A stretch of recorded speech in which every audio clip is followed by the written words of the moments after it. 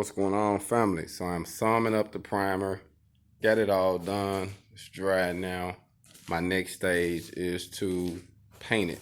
So I'm up in the air on painting it today or tomorrow. I just received an order to actually build a 5-step design for a client for their RV. So I'm going to build a nice step design for the RV.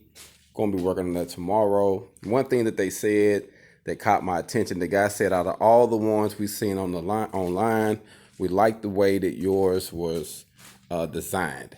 He said your design just was nice. We like the design. So with that being said, we just want to go with the way that you got it going. I'm like, okay, great. So that's what we're doing. So we're gonna paint one tomorrow, tan, do the regular wood brown. We're gonna start on that process. So that's what we're doing today. HogOn.